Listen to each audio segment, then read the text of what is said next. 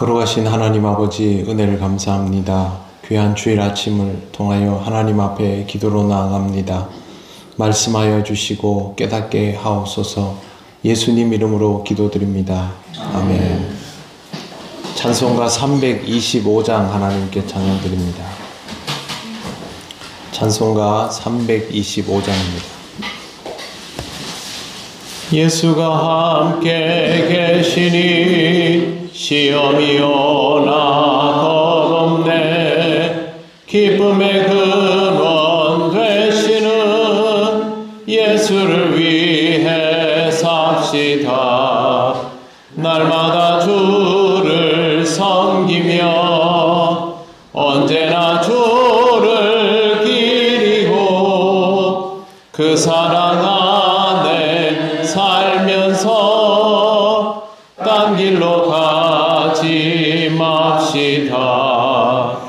이 세상 사는 동안에 주 이름 전파하면서 무한한 복락 주시는 예수를 위해 삽시다.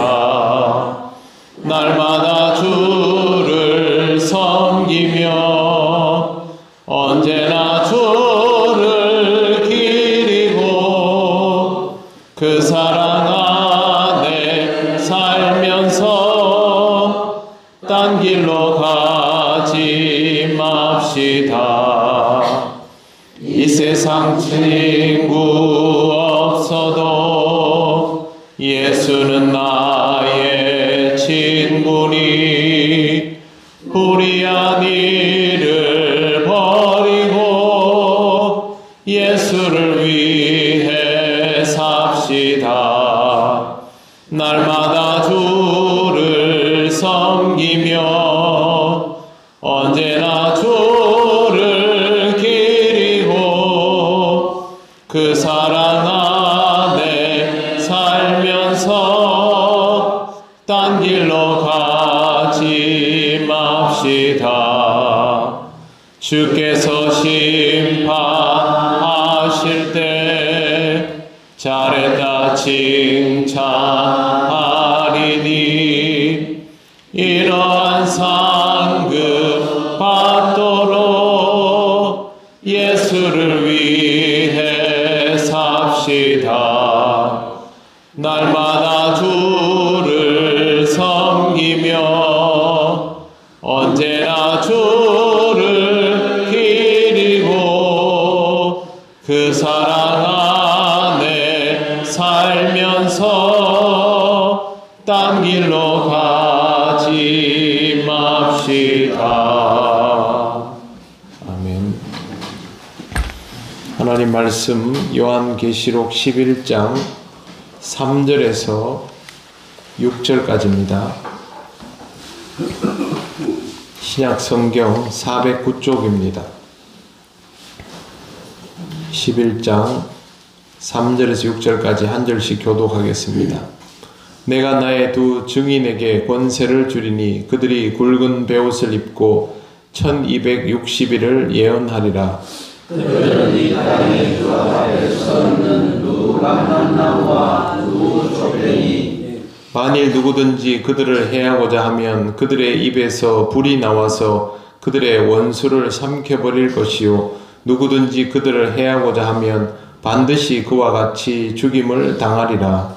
그들이 권능을 가지고 하늘을 닫아 그 예언을 하는 날 동안 비가 오지 못하게 하고 또 권능을 가지고 물을 피로 변하게 하고 아무 때든지 원하는 대로 여러 가지 재앙으로 땅을 치리로다. 아멘. 네, 성전 바깥 마당은 측량하지 말고 그냥 두라 하셔서 이제 이 영역은 42달 동안 짓밟히게 됩니다.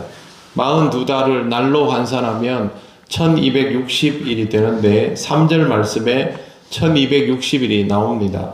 내가 나의 두 증인에게 권세를 주리니 그들이 굵은 베옷을 입고 1260일을 예언하리라. 굵은 베옷을 입고 라는 말은 굉장히 안 좋은 상황 속에서 영적인 긴장감을 가지고 근신하며 그런 뜻입니다. 예언하는 권세를 두 증인에게 준다고 합니다. 권세를 누가 주었느냐의 주체는 명시되어 있지 않지만 우리가 앞에서 읽은 것처럼 힘이 센 천사가 나왔기 때문에 이 천사를 통해서 부여되었던 것으로 보입니다. 이 천사는 성경에 나오는 천사 중에는 제일 뭐랄까요, 위치가 높아 보이는 그런 천사이고 캐릭터가 거의 예수님처럼 보이는 형태를 가지고 있습니다. 근데 천사가 그 권위를 넘겨준다고 하더라도 이 권위의 실체는 결국 하나님께로부터 오는 것입니다. 이 증인이 누구일까 굉장히 궁금한데요. 6절 말씀에 보면 이렇게 되어 있습니다. 그들이 권능을 가지고 하늘을 닫아 예언을 하는 날 동안 비가 오지 못하게 하고 또 권능을 가지고 물을 피로 변하게 하고 아무 때든지 원하는 대로 여러 가지 재앙으로 땅을 치리로다.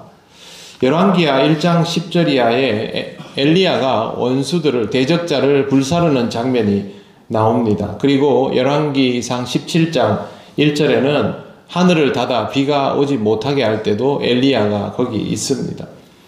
그러니까 여기 기록된 6절에 기록된 전반부의 내용은 엘리야를 떠올리게 만듭니다.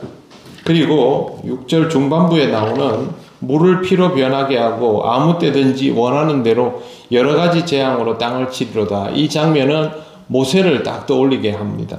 그래서 두 증인 그러면 모세와 엘리야가 연상됩니다. 엘리야와 모세는 이스라엘 사람들에게 가장 상징적인 인물입니다.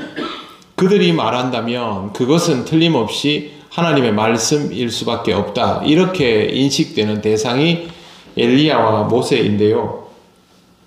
이들에 대해서 4절에는 이렇게 되어 있습니다. 그들은 이 땅에서 주 앞에 서 있는 두 감람나무와 두 촛대니, 엘리야와 모세가 떠오르면 시각적 이미지로 엘리야와 모세에게 딱 굳어질 것 아닙니까? 그렇게 되지 않도록 4절 말씀이 있는 것입니다. 이것은 스가랴 선지자의 환상과 관련이 있습니다. 스가랴 4장 3절에 그 등잔대 곁에 두 감람나무가 있는데 하나는 그 기름 그릇 오른쪽에 있고 하나는 그 왼쪽에 있나이다 하고, 감람나무는 기름 그릇과 연관이 있습니다. 스가랴 4장 14절 이르되 이는 기름 부음 받은 자 둘이니 온 세상의 주 앞에 서 있는 자니라 하더라. 딱 스가랴에 있는 말씀과 이렇게 매칭이 됩니다.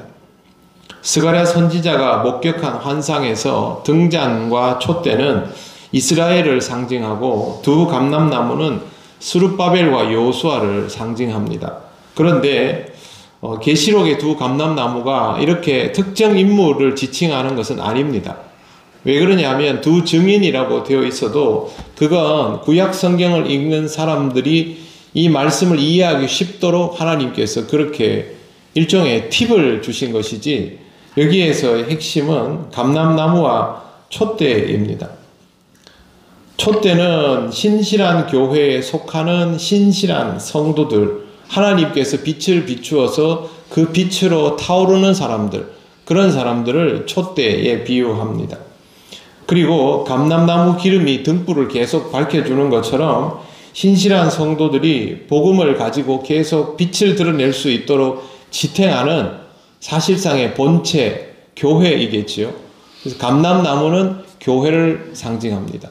감람나무는 교회, 촛대는 진짜 그리스도인들, 복음을 가지고 전하는 사람들, 그렇게 이해하시면 이 두 증인이라는 말을 쉽게 이해할 수가 있습니다. 정리하면 그렇습니다. 3절에 등장하는 두 증인이라는 단어와 6절에 나오는 권능을 보면 모세와 엘리야가 떠오르지만 그들은 실상은 어려운 상황 속에서도 틀림없이 하나님의 종으로서의 정체성을 가지고 하나님의 말씀을 증거하던 사람들과 그들이 모여있는 영적 공동체인 교회를 뜻합니다. 모세와 엘리야 같은 이들이 바로 교회 공동체인 것입니다. 건물로서의 교회가 아니라 정말로 주님을 믿는 자들로 구성되어 있는 영적 공동체, 보이는 교회가 아니라 보이지 않는 교회를 뜻합니다. 거룩한 성이 짓밟히는 기간 동안에도 이렇게 살아있는 영적 공동체는 하나님으로부터 부여받은 권위를 가지고 그 권위를 행사하며 하나님의 메시지를 전할 수 있다는 것이죠. 영원 무궁토록이 아닙니다. 1260일 동안. 그러니까 하나님이 정하여 주신 일정한 기간 동안 하나님의 신실한 종들은, 주님의 몸된 교회는 그 보호 아래에서 복음을 전할 수 있다는 겁니다. 신실하면 되는 거죠. 신실하면 전하고 보호받고가 모두 가능해진다는 것입니다. 하나님이 교회를 무작정 보호하신다는 것이 아닙니다. 하나님은 살아있는 교회는 지키시고 교회답지 못한 교회는 도태되게 만드십니다. 믿는 자는 복음을 전할 수 있도록 길을 열어주시고 믿지 않는 자에게는 주시고자 하는 그 권위도 가져가시는 이가 하나님이십니다. 그것이 계속 유지될 때 영원하게 인도하시고 보호하신다라는 말이 성립이 되는 것입니다. 이 시대의 교회가 두려워할 것은 세상이 아닙니다. 신실함이 유지되는가 아닌가, 그걸 염려해야 하는 것이죠.